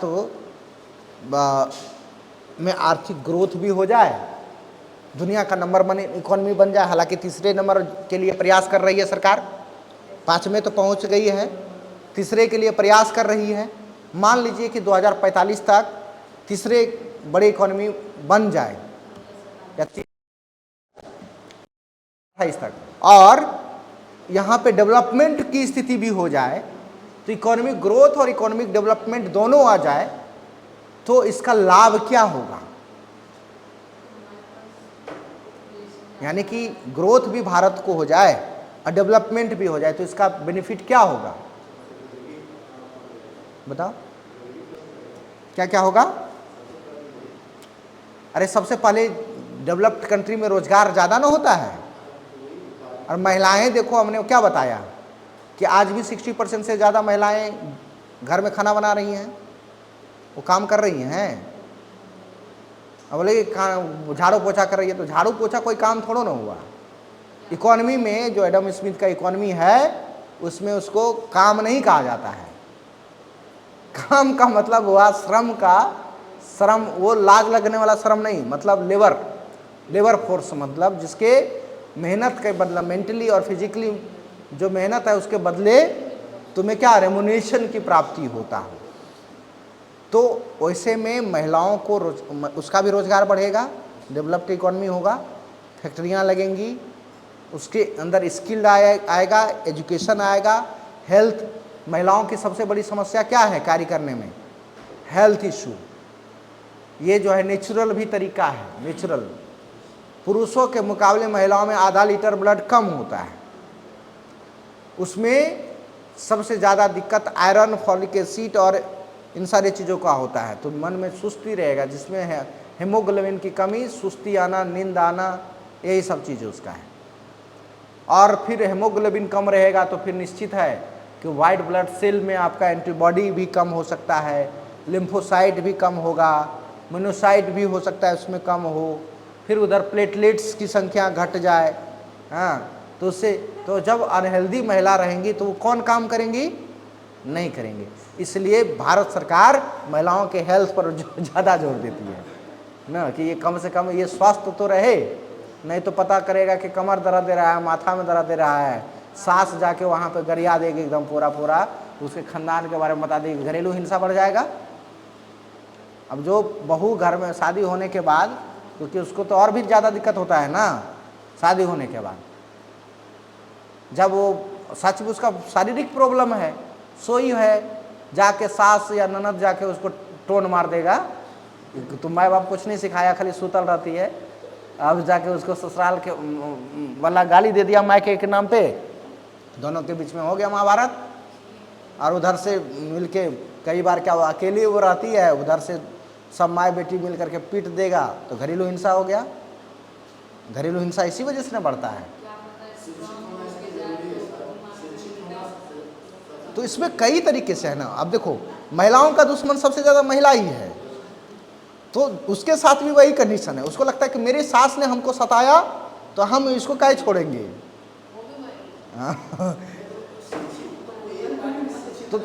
तो इसलिए ना कहा जाता है कि एजुकेशन, देखो एचडीआई में क्या जोर दिया गया है, एग्जाम में आपको पूछा जाएगा, देखिए आपका अलग से टॉपिक भी है, इसको एकदम दिमाग में बैठा लीजिए, लिखना तो ठीक वहाँ पे कलम चलेगा सिर्फ। एचडीआई में education, health, per capita income यानी रोजगार, कमाओगे तब ना पैसा मिलेगा, यही डेवलपमेंट है। इसलिए सशक्तिकरण का मतलब क्या हुआ कि सेल्फ डिसीजन पावर आ जाना, सेल्फ डिसीजन मेकिंग पावर, यानी क्या कर रहे हो नहीं कर रहे हो, पैसा कमा रहे हो तुम करोगे अपने मन से, कोई भी रणनीति में भागीदारी आपको मिल जाए। महिलाओं को छोड़ दिया जाता है, 10 कट्ठा जमीन खरीदना है तो 4 गो मर्द मिलके फैसला कर लेगा, महिलाओं को शामिल किया जाता है, तो चुपके से जाके अपनी बीवी को बताएगा यहाँ पे जमीन ले रहे हैं, ठीक है, वो सहमति ही करेगा, वो थोड़ा ना बोलेंगे। तो इस तरह से होता है। चलो, तो पहला तो होगा क्या, लाभ ये होगा कि इकोनॉमिक ग्रोथ और डेवलपमेंट होता है, तो हेडिंग डाल दिए हैं, इकोनॉमिक ग्रोथ और समृद्धि के लाभ, इकोनॉमिक ग्रोथ और डेवलपमेंट के आर्थिक विकास और समृद्धि के लाभ। पहला लिखिएगा रोजगार में लिखिएगा एक आर्थिक विकास और समृद्धि के लाभ, लिखिएगा रोजगार के अधिक अवसर, एक एक लाइन में लिखेंगे,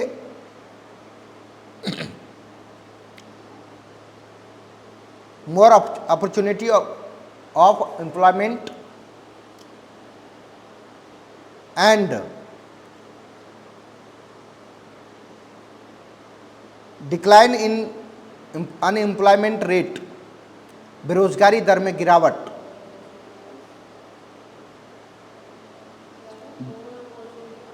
रोजगार के अधिक अवसर और बेरोजगारी दर में गिरावट,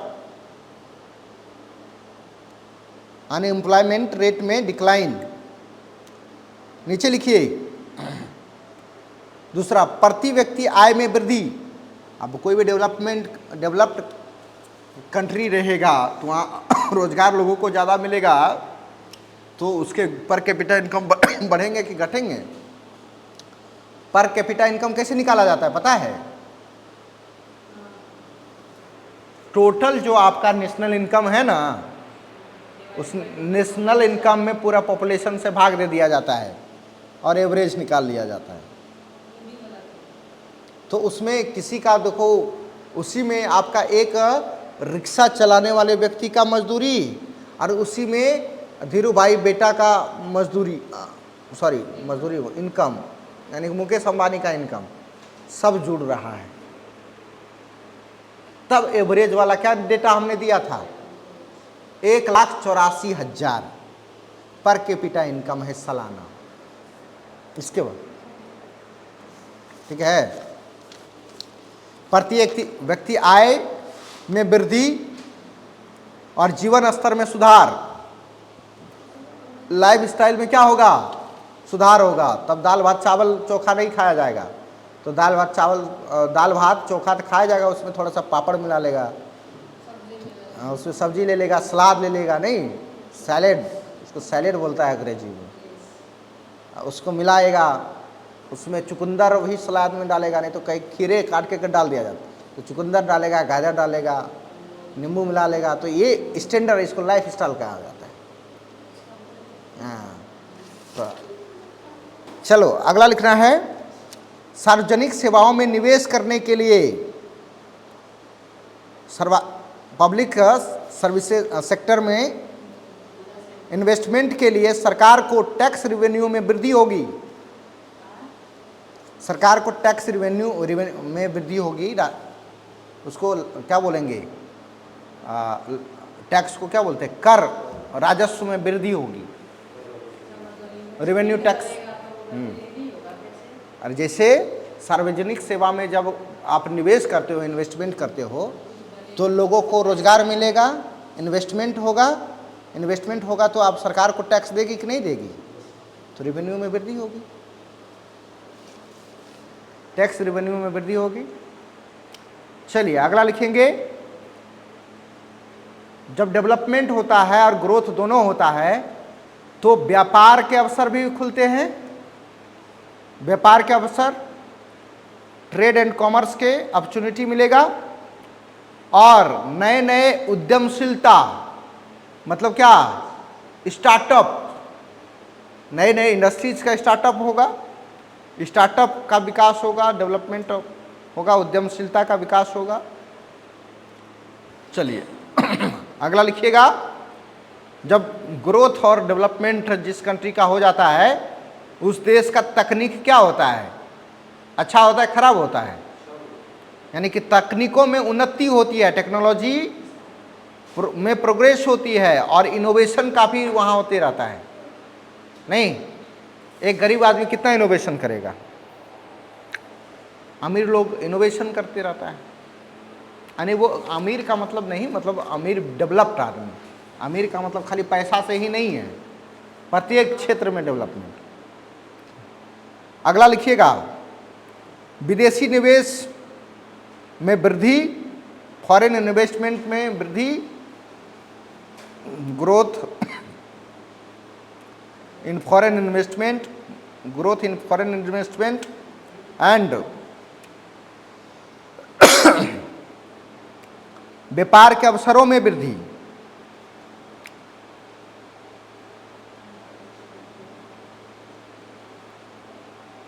व्यापार के अवसरों में वृद्धि। चलिए नीचे लिखिएगा, जब कोई देश में डेवलपमेंट आता है तो वहाँ क्या होता है, शांति का स्थिति रहता, बना रहता है, चोरी डकैती कम होता है। सब जब विकास डेवलप्ड कर लिया तो किसको अब देखो, जहाँ एप्पल का मोबाइल पड़ा हुआ है, तुम्हारे पास भी एप्पल है, इसके पास भी एप्पल है, उसके पास भी, क्योंकि ब्रांड की बात हो जाएगा ना, वहाँ चाइना वाला मोबाइल की ज़रूरत ही नहीं है, तो वहाँ एप्पल वाला मोबाइल का ज़रूरत। सबके पास एप्पल का मोबाइल है, तो काहे तुम्हारा मोबाइल चोरी करेगा, तो यानी चोरी में घट गया। इसके बाद फिर किसी का दुश्मनी है, तुमसे किसी से लोभ ही नहीं रहेगा, क्योंकि तुम्हारे पास अपनी आत्मनिर्भरता है, तो क्या होगा, तनाव में भी कमी आएगा। इसके बाद फिर क्या होगा, क्राइम में भी कमी आएगा। क्राइम में कमी आएगा तो लॉ एंड ऑर्डर क्या रहेगा, स्टेबल रहेगा, और वेतन भी अच्छा मिलेगा कर्मचारियों को, तो भ्रष्टाचार में कमी आएगा, करप्शन में। क्या करेगा वो, पैसा भ्रष्ट क्यों वो करप्शन करता है, उसको लगता है कि यार उसके पास फॉर्च्यूनर है, हमारे पास नहीं है, तो फॉर्च्यूनर खरीदने के लिए 40 लाख रुपया चाहिए, तो 40 लाख रुपया कहाँ से आएगा वेतन में, वेतन से फॉर्च्यूनर खरीद पाइएगा, अरे खरीदिएगा तो अगले दिन वहाँ ईडी वाला पहुँच जाएगा। तो उसके लिए क्या करता है कि पैसा घूस लेता है, इन्वेस्टमेंट कहीं और करता है, ब्लैक मनी हाइड करता है। चलिए, तो क्या बताया हमने, आर्थिक स्थिरता आती है और आर्थिक संकटों के प्रति संवेदनशीलता में कमी आती है। आर्थिक संकटों के प्रति संवेदनशीलता में कमी आती है। अब जो देखो, मान लो कोई भी आर्थिक संकटों के प्रति संवेदनशीलता, सेंसिटिविटी में कमी आती है। अब देखो, इकोनॉमिक जो क्या उसको बोलते हैं, रिसेशन, इकोनॉमिक रिसेशन या तो इकोनॉमिक मंदी, तो उसके प्रति क्या होता है कि अलर्ट रहता है लोग। जो देश अमीर है, जो लोग अमीर है, उसको थोड़ा बहुत यदि आर्थिक रूप से नुकसान आ जाए तो झेल लेता है ना जी। जो एकदम पूरे डायलिसिस पर ही खड़ा रहेगा तो एक बार झोंका आएगा, खत्म हो जाएगा, कोलैप्स। एक अमीर आदमी को कितनों आप धमकी दीजिएगा, ये तुमको जेल में भिजवा देंगे, लेकिन केस कर दो। एक गरीब आदमी को बोलो कि देखो हम केस करने जा रहे हैं, गोल लग लेगा क्यों भाई, है ना, क्योंकि वो आर्थिक मार को झेल नहीं पाएगा, है ना। तो इस सेंसिटिविटी के लिए तैयार रहता है। आगे लिखेगा, गरीबी में कमी होगा, डिक्लाइन इन पॉवर्टी, जीवन प्रत्याशा में वृद्धि होगी,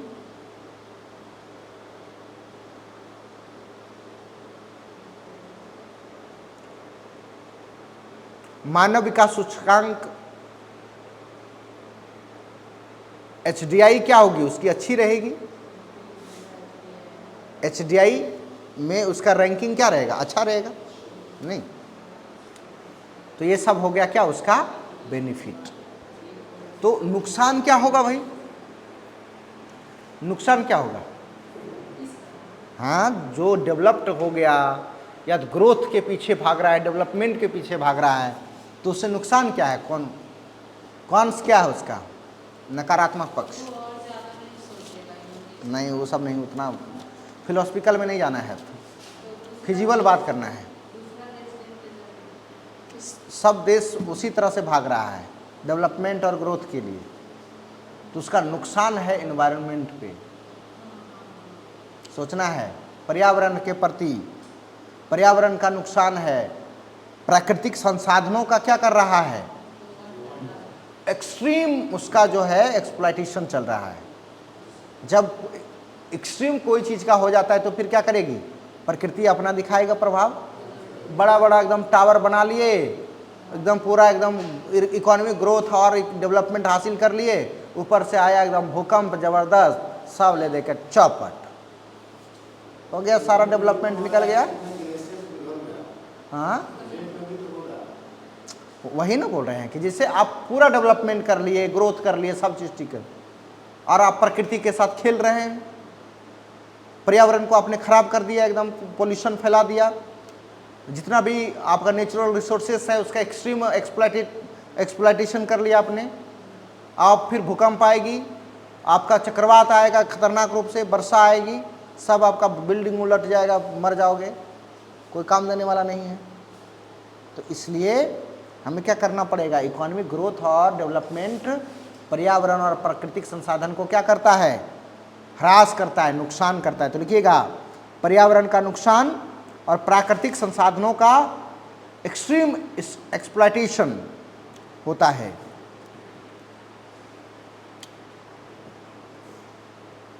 extreme exploitation of natural resources.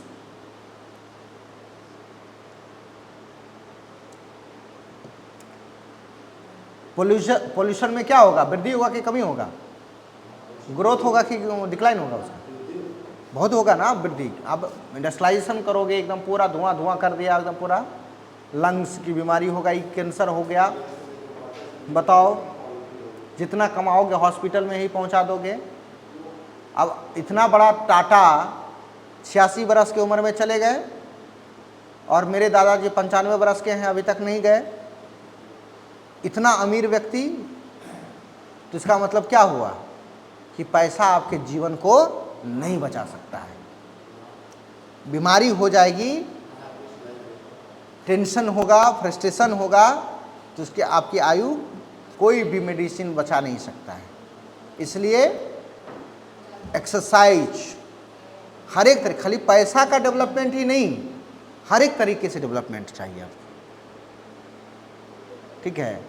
जो हेल्थ पे पहले से अलर्ट है, जो एक्सरसाइज कर रहा है, mentally, physically, economically, socially, politically, culturally, हर एक तरीके से जो डेवलप्ड है, वही ना ज़्यादा दिन तक सर्वाइव करेगा। चलो आगे लिखो। प्रदूषण में वृद्धि और कार्बन उत्सर्जन में क्या होता है, कार्बन इमिशन में वृद्धि, ग्रोथ।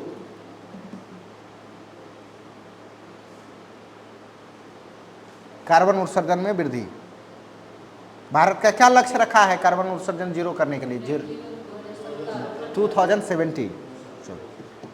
चलिए आगे लिखिएगा। देखो हम लोग इकोनॉमिक ग्रोथ और डेवलपमेंट में इतना आगे बढ़ गए हैं कि सामाजिक जो सांस्कृतिक जो समरूपता है, जो यूनिफिकेशन है कल्चरली, वो बहुत ज़्यादा टूट चुका है। एक घर में जो महिला साड़ी पहनती थी, अब वो ससुराल जाने के बाद भी वो टॉप और हाफ पैंट पहन रही हैं। जो नहीं ऐड नहीं होना, समझा रहे हैं ये कल्चरली कैसे देखो यूनिफिकेशन टूटता है, जिसे क्योंकि इसको डेवलपमेंट से जोड़ के देख रहा है। इसके बाद जैसे लड़का पहले मतलब फुल पैंट शर्ट एक फॉर्मल ड्रेस माना जाता है। डेवलपमेंट इतना कर लिया है कि उसको हाफ पैंट और उसका बढ़िया बढ़िया कपड़ा, एक्सीडेंटल जींस, मतलब क्या है ये, एक पहनना खाना भी तो एक कल्चर ही हुआ ना। अब जैसे खान पान, खान पान में जो इंडियन फूड्स हैं ये हमारा कल्चर है, साउथ इंडियन फूड्स उसका कल्चर है। अब यहाँ पे क्या इंडियन फूड्स और साउथ इंडियन फूड्स के जगह पर कौन चाइनीज फूड का कब्जा हो रहा है, तो हो गया ना हमारा कल्चर एक रूपता खत्म हो गया। इसके बाद फिर आपका डेवलपमेंट में आप जा रहे हो क्या खाने के लिए, केएफसी। केएफसी क्या इंडियन फूड्स है? मैकडोनाल्ड। तो ये क्या आपका इंडियन तो फूड नहीं है। तो जो इंडियन जो फूड कल्चर था वो क्या हो रहा है उसमें,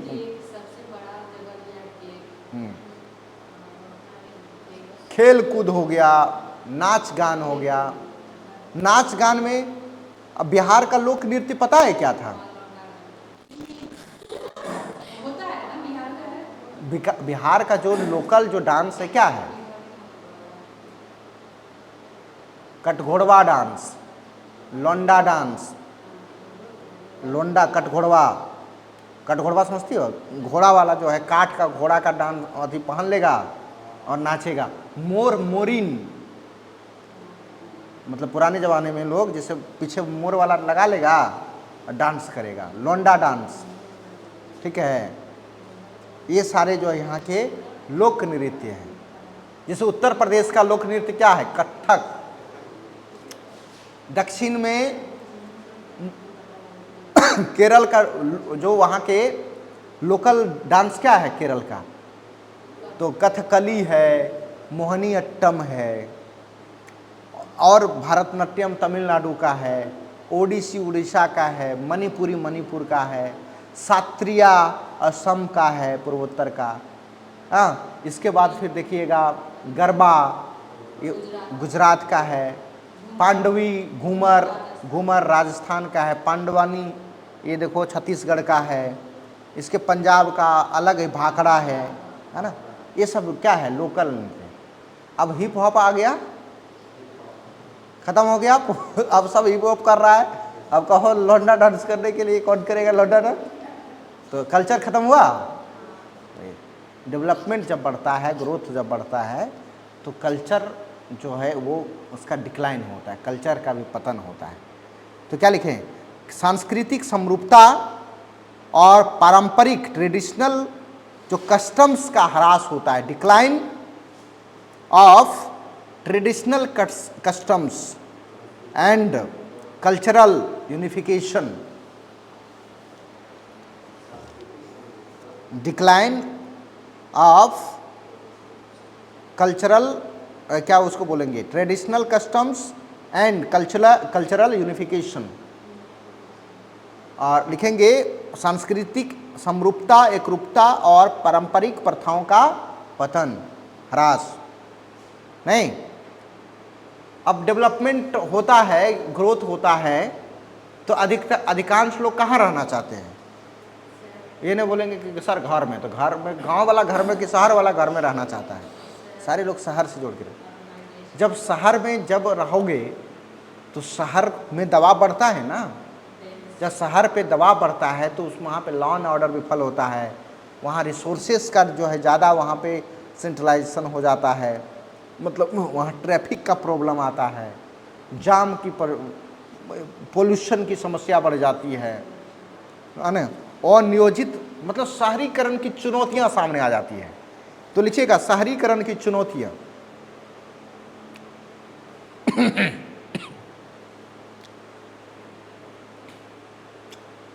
इसके बाद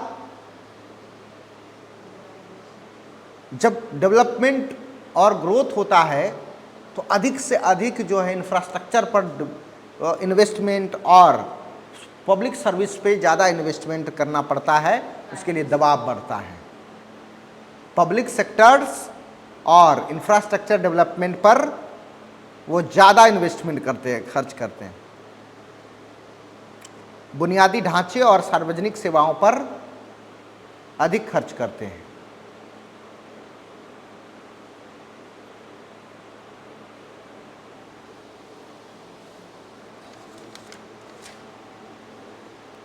हो गया?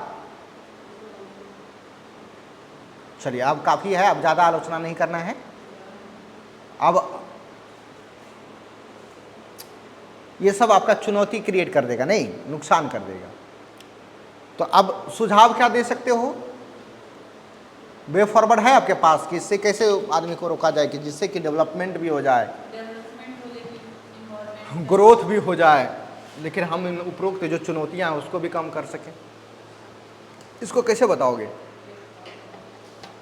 अब बताओगे कि आर्थिक समृद्धि ग्रोथ, आर्थिक विकास और डेवलप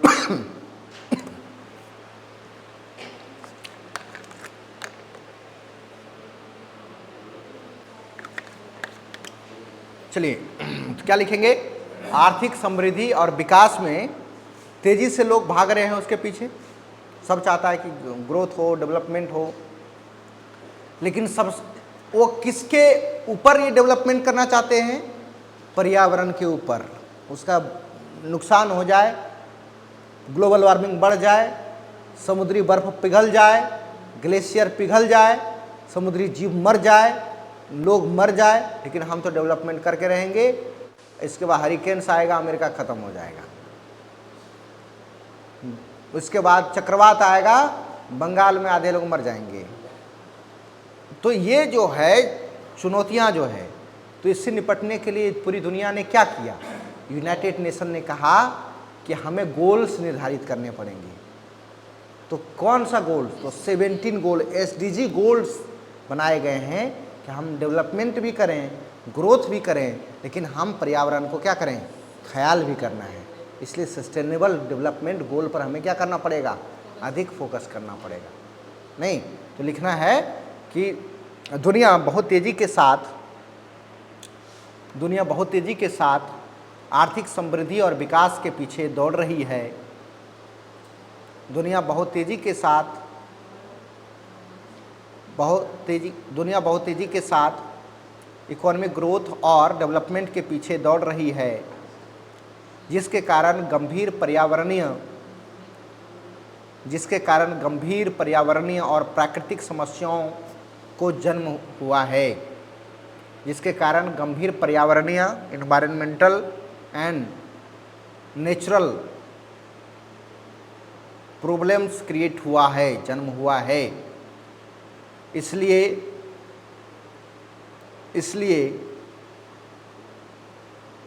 संयुक्त राष्ट्र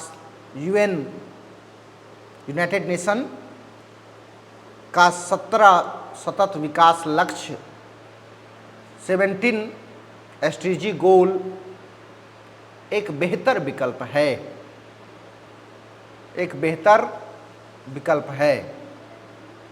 इसलिए संयुक्त राष्ट्र के 17 एसडीजी गोल एक बेहतर विकल्प है। Best option of UN SDG 70 goals. लिख लीजिए अपने अनुसार जो बनता है। एक तो ये हो गया, एसडीजी गोल वाला उदाहरण दे दिए। ये वाला नज़र पड़ जाएगा जांचने वाले का, तो दिमाग उसका खुश हो जाएगा कि एसडीजी गोल आपको पता है, यानी कि आप संवेदनशील हैं। दूसरा, जब पूरी दुनिया में एकमात्र देश है, सुनो, एकमात्र देश है भूटान, जो बहुत दुनिया के अन्य देशों के मुकाबले बहुत गरीब देश है, लेकिन उसका एचडीआई बहुत अच्छी है। वो क्या करता है? पर्यावरणीय डेवलपमेंट। वो कहता है हमें प्रति व्यक्ति आय से कोई मतलब नहीं है, ना हमको डेवलपमेंट चाहिए। हम कितना खुश हैं, यही हमारा डेवलपमेंट है। हम वृक्ष लगा कर खुश हैं, हमें जंगलों में खुश हैं। हमारी खुशी ही ना हमारा डेवलपमेंट है। डेवलपमेंट करके आप क्या करोगे? खुश मन, मोक्ष की प्राप्ति, तृप्त होगे। अरे गर्मी के दिन में ठंडा पानी पीना एक आपका स्टैंडर्ड है, लाइफ स्टाइल है, डेवलपमेंट का प्रतीक है कि जिसके यहाँ फ्रिज है वो ठंडा पानी पिएगा, मन को तृप्ति मिलेगी। बोलेगा कि हमारे यहाँ झरना है, नदी है खूब, वो उसी का पानी पिएंगे। पर्यावरणीय उसको कहा जाता है कि जापान ने हरित अर्थव्यवस्था का मॉडल, ग्रीन इकोनॉमिक मॉडल उन्होंने दुनिया के सामने रखा है और ये एक दुनिया में बेहतर विकल्प दे रहा है। लिखिएगा, भूटान की हरित अर्थव्यवस्था मॉडल, भूटान की ग्रीन इकोनॉमिक मॉडल दुनिया के समक्ष एक बेहतर विकल्प प्रस्तुत करता है, प्रेजेंट करता है।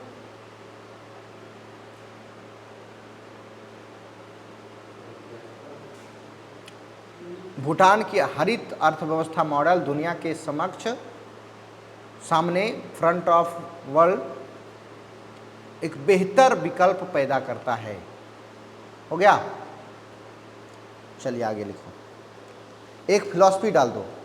एक क्या बताया, यूएन का डाल दिया, एक आपने भूटान का उदाहरण दे दिया।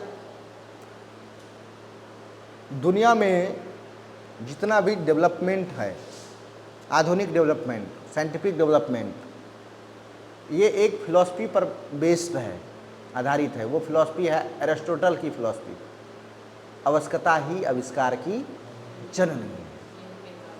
जिस चीज़ की कमी है उसको बना लो। गर्मी लग रहा है तो कूलर बना लो, ठंडा लग रहा है तो हीटर बना लो। तो ये इसने क्या किया है, पूरा इकोसिस्टम को खराब कर दिया। ग्लोबल वार्मिंग बढ़ रही है तो जितने भी जीव हो सकता है जिसका एवरेज टेम्परेचर जीवन जीने के लिए कुछ मिनिमम चाहिए, उससे ज़्यादा टेम्परेचर हो गया, कई जीव एक्सटिंक्ट हो गए, समाप्त हो गए। उससे पूरा क्या होगा, फूड चेन बिगड़ गया, बायोडाइवर्सिटी खराब हो गई। जब बायोडाइवर्सिटी खराब होगा तो इकोसिस्टम एकदम पूरा पर्यावरण खराब हो जाएगा। अब पर्यावरण जब खराब हो जाएगा तो फिर प्रकृति अपना प्रभाव दिखाएगा नहीं। तो इसलिए एरिस्टोटल के फिलॉसफी भी ज़रूरी है हमारे लिए डेवलपमेंट और ग्रोथ करने के लिए। लेकिन एक वेस्टर्न फिलोसफर हुए लाओ त्से ने कहा कि पेड़ का एक टहनी भी हम तोड़ते हैं तो उससे हम इकोसिस्टम को खराब कर देते हैं। मतलब एक पर्यावरण के सपोर्टर और एक पर्यावरण के विनाश करने वाले दर्शन, दोनों को साथ लेकर के चलना पड़ेगा, तभी हमारा ग्रोथ और डेवलपमेंट के साथ साथ पर्यावरण भी बचा रहे। तो यह फिलॉसफी से जोड़ दिए। तो लिखिएगा, प्राकृतिक संसाधन का संरक्षण, प्राकृतिक संसाधन, नेचुरल रिसोर्सेस का कंजर्वेशन और किसी देश का आर्थिक समृद्धि एवं विकास, किसी देश का आर्थिक समृद्धि, इकोनॉमिक ग्रोथ एवं डेवलपमेंट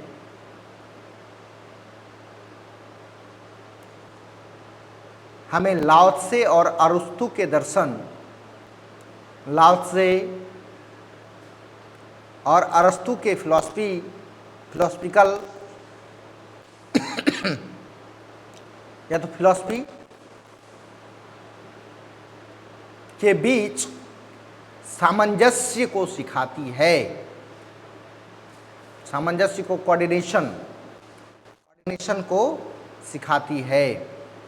प्राकृतिक संसाधन का संरक्षण एवं किसी देश का आर्थिक विकास और समृद्धि हमें लाओ त्से और अरस्तु के दार्शनिक विचारों में सामंजस्य को सिखाता है। हो गया टाइम, निष्कर्ष लिख लीजिए, कंक्लूजन। छूट गया? अच्छा,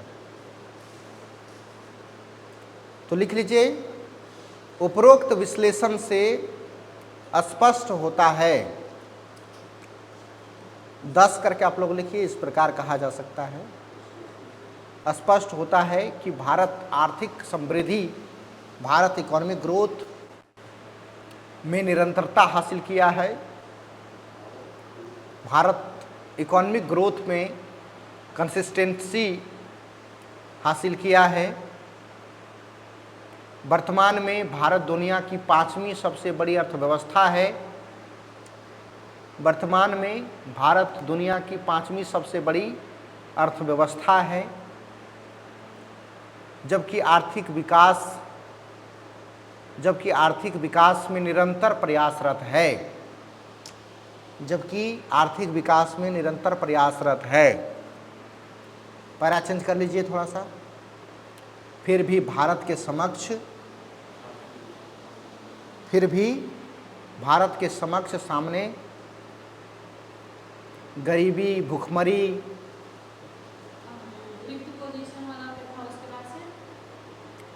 जबकि आर्थिक विकास इकोनॉमिक डेवलपमेंट के लिए निरंतर प्रयासरत है,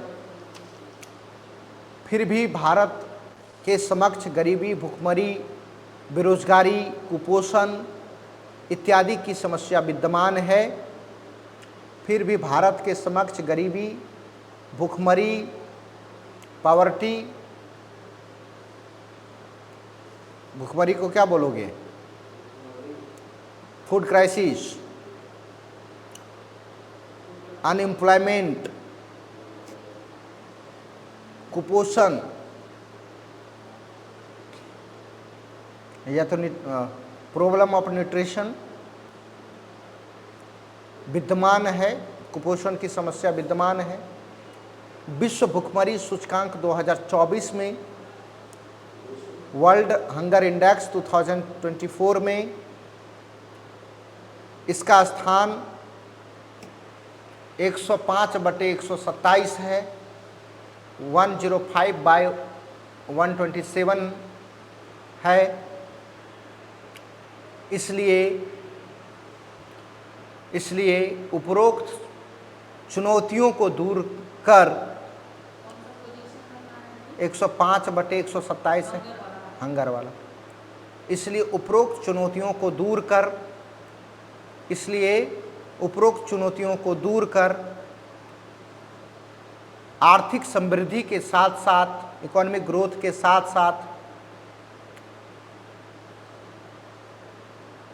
आर्थिक सतत विकास, सस्टेनेबल इकोनॉमिक डेवलपमेंट के लक्ष्य को भी हासिल कर सकता है। चुनौतियों को दूर करने के लिए आर्थिक समृद्धि के साथ साथ आर्थिक सतत विकास का लक्ष्य भी हासिल कर सकता है। यानी ऊपर वाला समस्या यदि दूर कर दिया जाएगा तो इकोनॉमिक डेवलपमेंट भी हासिल हो जाएगा। वो भी कैसा, तो सतत तरीके से, क्योंकि पर्यावरणीय, ठीक है। एक बड़ा चैप्टर था, इम्पोर्टेंट चैप्टर था, यूपीएससी हो, बीपीएससी हो, सभी जगह ये पूछा जाता है। ओवरऑल सब चीज़ इसमें लिखा दिया गया है, कोई चीज़ छूटा नहीं है। अब छूटा है, आप लोग अपने भाषा में इसको कर लो, हिंदी कर लो, अंग्रेजी कर लो, जो भी हो, फैक्ट यही रहेगा। ठीक है, चलो ठीक है, टाइम हो गया है।